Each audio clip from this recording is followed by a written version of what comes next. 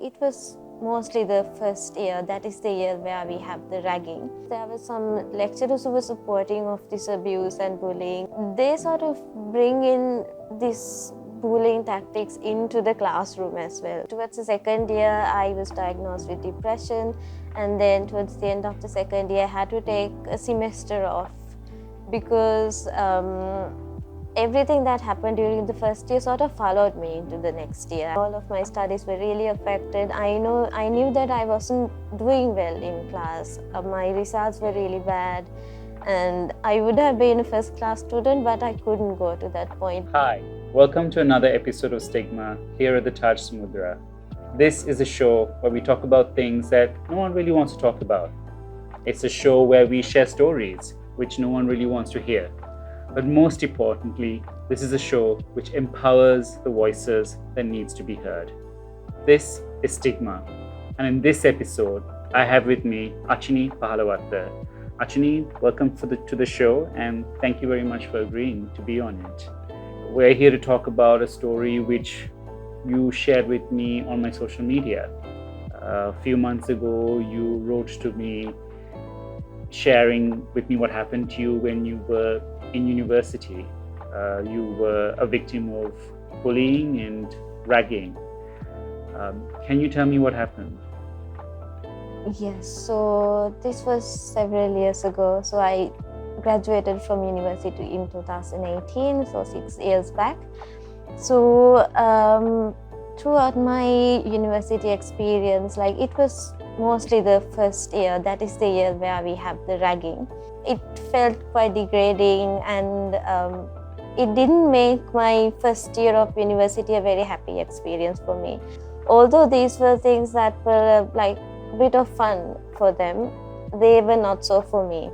I mean, things can be fun maybe for the person who is abusing and bullying, but it's never fun for the person who has to experience it.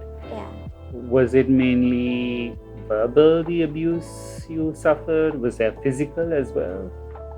It was mostly verbal. There was almost nothing physical for us, but there were moments where we had to do certain things. They tell us to do this and that. When I tell these things to somebody else, they might see it as something funny. They sometimes ask us to point at the building and start sending missiles or something like that. When you look at it, it looks funny, but for me, it was really degrading. All of these people who made us do these things were senior to us. They should have set us a better example, or welcomed us warmly, but we didn't feel welcome there. And how did you feel the people around you or your friends when you told them what you were going through? What kind of response did you have? So in the university, all of us were going through the same thing. So for them, it was more like, let's endure it now. It will get better later. So I think they could tackle it a little bit better than me, because when you come to think of it, all of us don't have the same kind of mental status. So maybe they were stronger, or maybe they could handle that kind of treatment, but not for me. I couldn't handle it. I couldn't move along with how things were going on in university. And then later in the second and the third years, people started to turn against each other. We were being villainized for not doing or not for not dragging other people, for not perpetuating abuse. Exactly, yeah. You said that you didn't sort of assimilate, and you didn't, that you couldn't handle it like other people. What do you mean by that? What do you mean you couldn't handle it? I felt isolated because the others didn't feel the same kind of feelings that I was feeling. I felt degraded, but they didn't feel degraded. I felt isolated, and they didn't feel exactly like that, because for some reason they could connect with the others. They could make friends through that, but I couldn't do the same thing, because I couldn't trust the others. And later on, they also wanted us to do the same things to the juniors and all of that, but I didn't want another person to feel the same things that I felt. go to university to study, right? You don't go to university to be degraded and humiliated. Yeah. So how did it really affect you? Very much so, because towards the second year I was diagnosed with depression, and then towards the end of the second year I had to take a semester off because everything that happened during the first year sort of followed me into the next year as well. Because the people didn't really change, we were in the same environment, the same surrounding, although in the first year we had to dress a certain way, do certain things, and all of that changed in the second year. The other thing was there were some lecturers who were supporting of this abuse and bullying, and then I had to, get education from them as well, and they sort of bring in this bullying tactics into the classroom as well. So that was there, and with all of these I was diagnosed with depression. All of my studies were really affected. I knew that I wasn't doing well in class. My results were really bad, and I would have been a first class student, but I couldn't go to that point because of how it affected me mentally. Did you feel let down or really isolated by all of it? Yeah, quite isolated as well as a little bit disappointed as well, because in a place like that you expect somebody, an adult or somebody mature to support you. There were some lecturers who were supportive. When the ragging is going on, there is a certain department that we can go to and stay there, to feel safe and protected. But there were others who sort of perpetuated or else just ignored what was happening.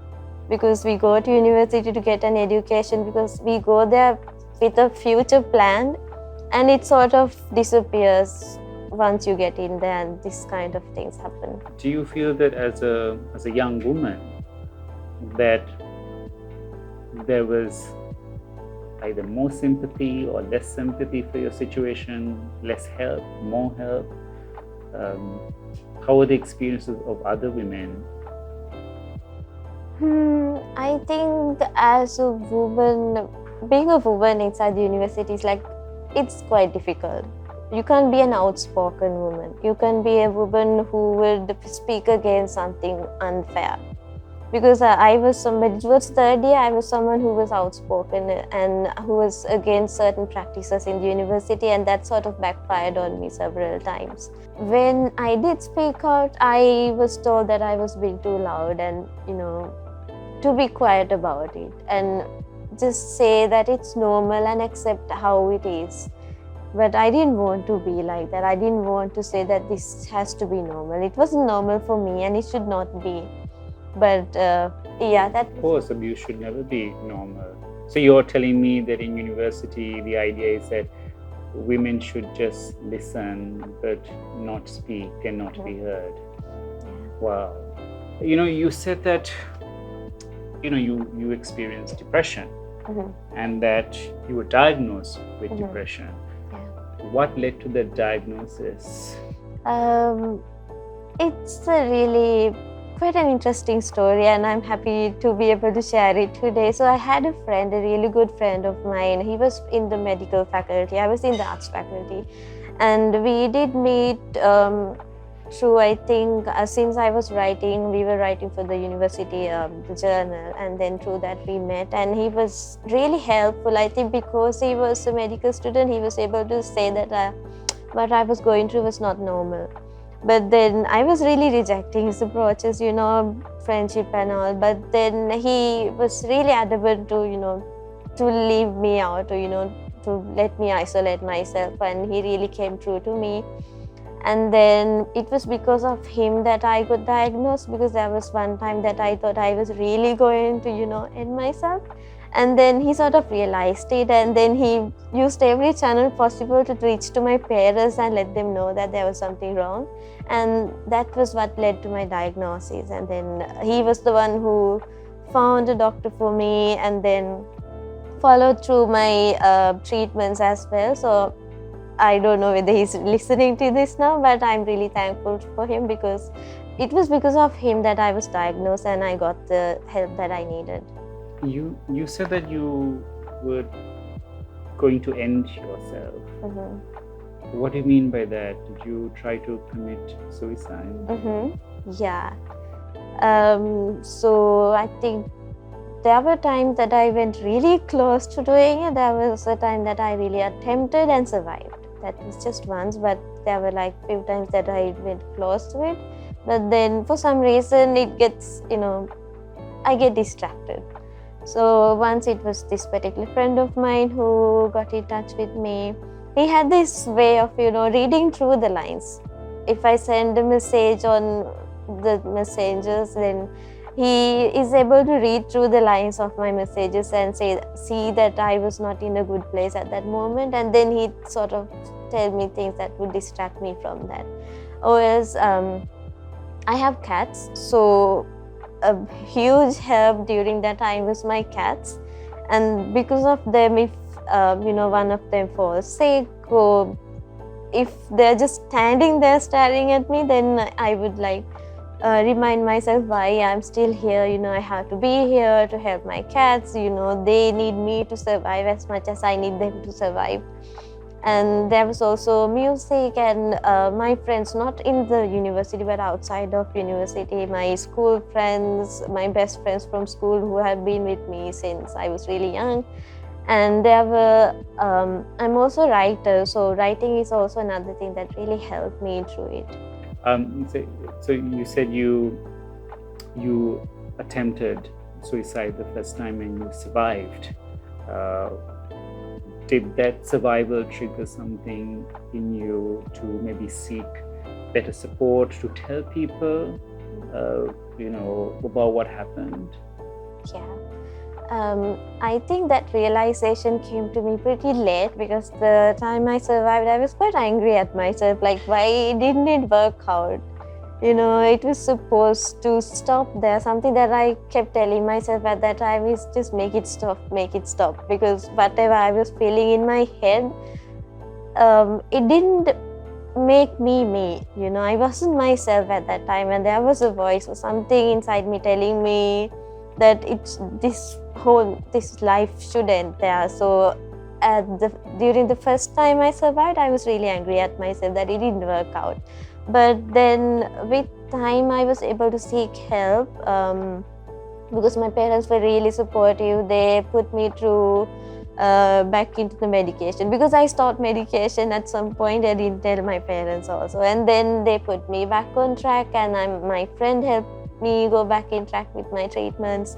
And then I went into counseling at the university, but I have to say at that time the counseling available at the university was not really good, because so the university was aware that you had attempted suicide?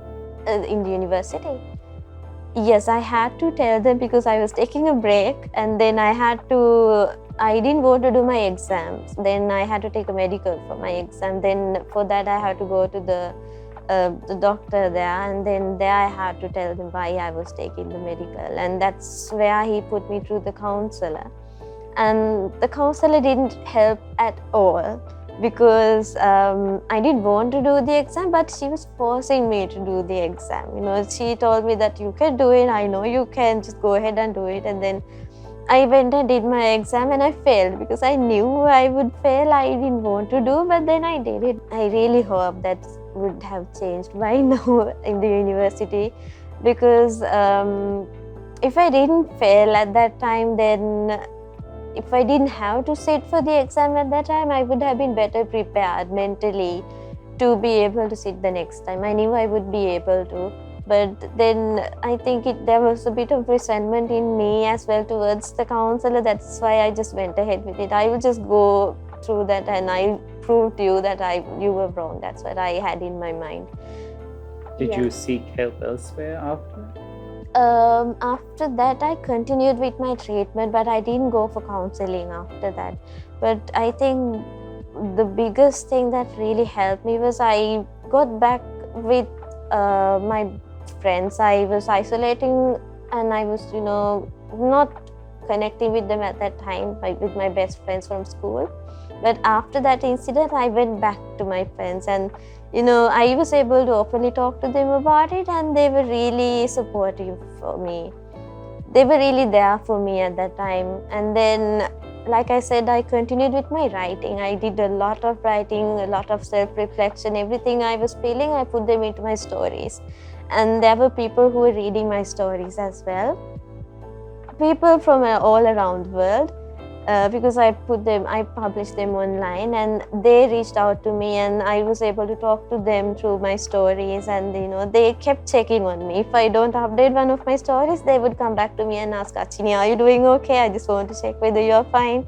So that was there, and there was my family who supported me a lot through that, because during the gap I took, I was able to go abroad and spend some time there. I went to Paris, went to see the Eiffel Tower, and sort of lived my life. And then I understood, there was a reason why I was still here, and things that I had to live for, to experience. And I think with that experience, I think it was mostly myself, working on myself to heal, rather than any help coming from outside, like less intervention from outside, more of myself, doing it for myself. I decided I had to live just for my happiness. I had to focus on me.